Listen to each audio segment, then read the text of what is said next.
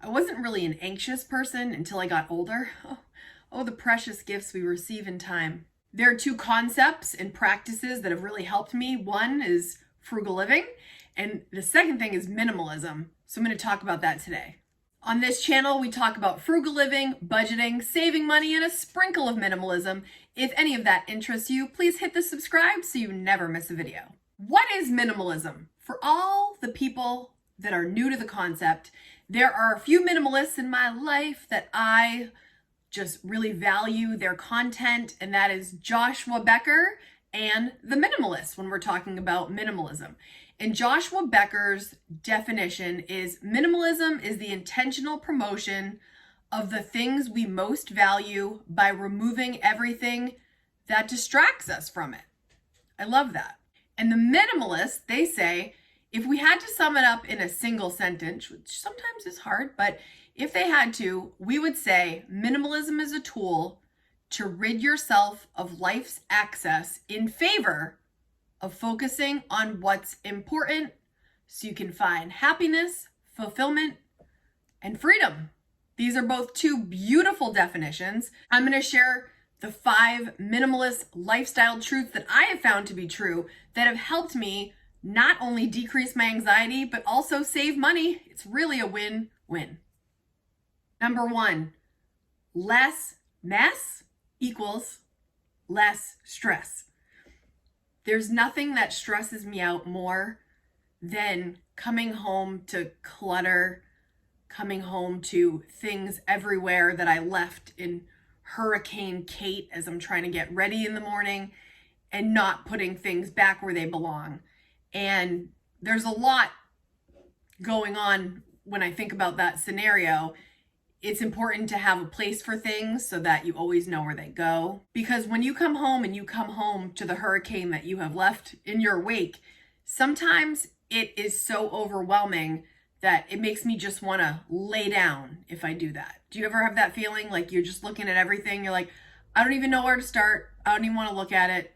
You go somewhere else and just ignore it. And I find that when you have less mess, it does equal less stress.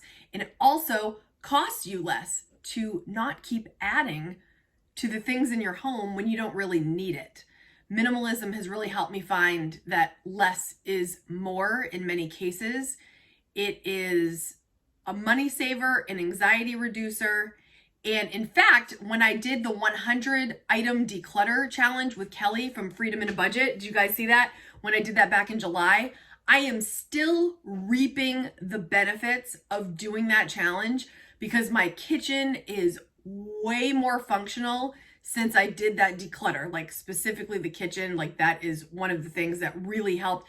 Less dishes, less duplicates, less mugs, less utensils. It has been awesome. If you haven't seen that video, I'll leave it at the very end for you to check out. And maybe you could do your own declutter challenge. It has been so helpful.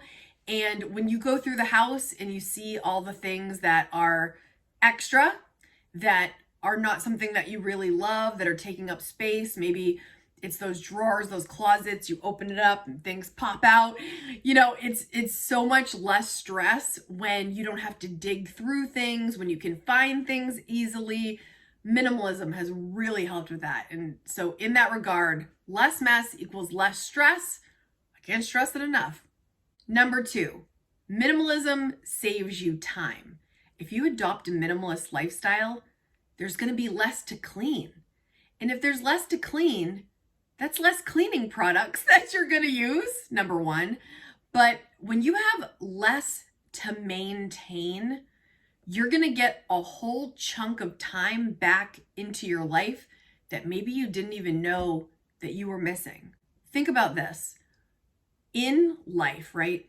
There's picture like this triangle here, and there's like drowning, right? Drowning in your day-to-day activities, just over your head, barely keeping your head above water, right?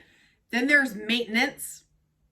You're maintaining, but even that level of maintenance is a lot of work. Doing the laundry, keeping the house clean, doing the dishes, running the household. Like maintenance is quite enough work, right? And then there's the step above that would be thriving. you're not drowning, you're above maintenance, like you're crushing maintenance, but then you're actually doing more to improve your life. Maybe you're writing a book, maybe you're educating yourself additionally. Like there's that extra time where you're thriving, you're above maintenance. Maintenance is just bare minimum, right? Basically, right? But thriving, if you adopt a minimalist lifestyle, you're going to have more time on your hands to thrive. And that thrive, don't think of it like hustle culture thrive. I'm talking about that level of lifestyle that is above just getting by. No, we're not even scraping by here. So we're down here with scraping, then it's maintenance, and now it's like having the time to enjoy the things that really spark you up. You know what I mean? That really bring light into your life. Maybe you love to work on a certain hobby. Maybe it's just spending time with friends and family. And you actually have time for that. When you adopt a minimalist lifestyle, you're going to be eliminating the distractions and making time for the important stuff. And that's a beautiful thing. Number 3, intentional living rules. It really does. When you live your life with intention and you are eliminating the bad noise, there's a lot of noise in life, right? There's a lot of noise. There's noise coming from every angle.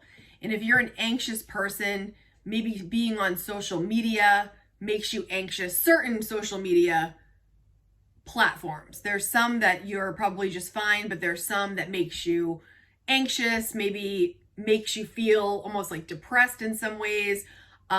Then there's everything going on around you. Maybe at work, there's a lot going on around you. In your home, who knows? Maybe you have a busy house, maybe you have a quiet house, who knows? But there's noise everywhere, and you have to kind of monitor that noise, what noise you're gonna let in. And if you can reduce the noise and live with intention, you are selecting your noise. Select your noise. Select the noise that's going to benefit you the most. That intentional life that you are seeking is going to feel that much better. When you are intentionally choosing not to gossip, when you are intentionally choosing not to complain relentlessly, it's a hard one sometimes. There's some hard days, right?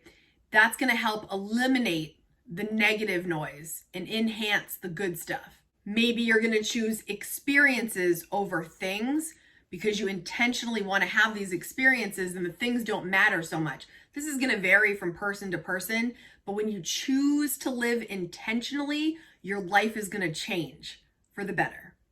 Number 4, less FOMO, more JOMO. What is FOMO and what is JOMO?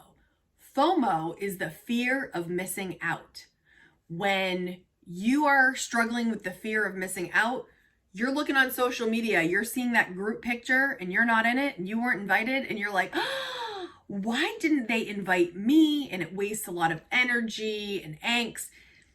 You know the feeling, you've been there at some point, right?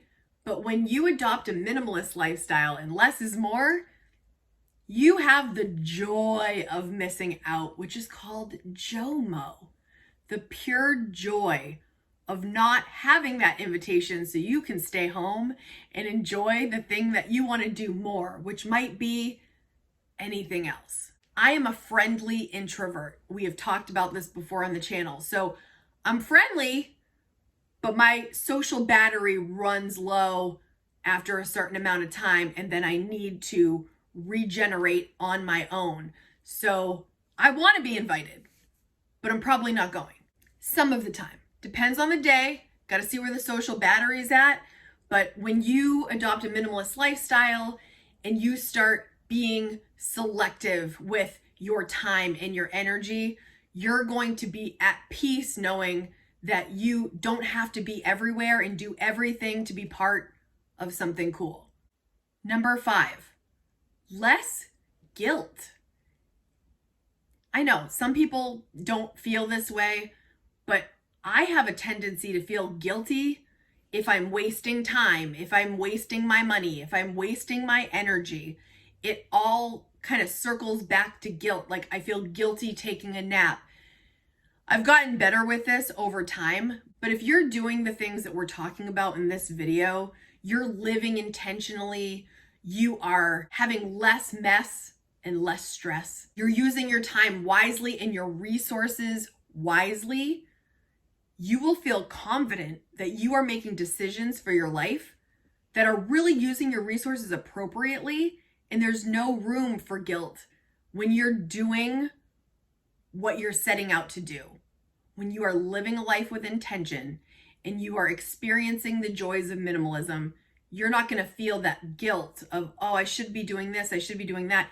You already know what you should be doing because you're setting out these intentions. When you're spending money where it really makes you happy and you get a lot of value out of it, when you're spending your time on the things that you really value and you get a lot out of it, when you're spending this energy on the things that you value and really make you happy, there's no need to feel guilty about this because you are doing the thing. You're using all of your tools for the right thing. And that feels nothing but fantastic. If you've ever had an anxiety attack before, it's one of the most scary things I think you can experience because you don't even know half the time why you were triggered into this situation. And so I like to use the tools that I can, which frugal living really helps, budgeting helps, knowing where my money's at, all that. That really helps me not stress about money and helps me sleep at night and not have anxiety about money. That's amazing. And then the other part is my environment, my internal self, my desk area, my kitchen space, my refreshing bedroom vibes, like all that stuff in the realm of minimalism really helps keep that anxiety at bay also. And I just invite you to look up more videos on frugal living, minimalism, if that is something that sounds attractive to you, or like, oh, that sounds like that could work for me. Because when I first started reading minimalism blogs, I was like, oh, it was just like air. It was like oxygen. I could just breathe. It felt amazing. My first one was Zen Habits with Leo Babauta. And my mind was blown. My heart was full. I was like, this is what I needed. So I hope that this video has helped introduce you to this concept or help foster the interest in this topic, because it has really helped me and I really love both concepts so much. If minimalism or frugal living has changed your life in any way, can you please share down in the comments a little bit more so we can read all about it? If you want to see an interview that I did with Joshua Becker, I'm going to leave it here for you to watch next. And if you want to see more on that 100-item declutter challenge, I'll leave that for you here now. Please enjoy these videos next, and I'll see you in the next video. Bye, guys.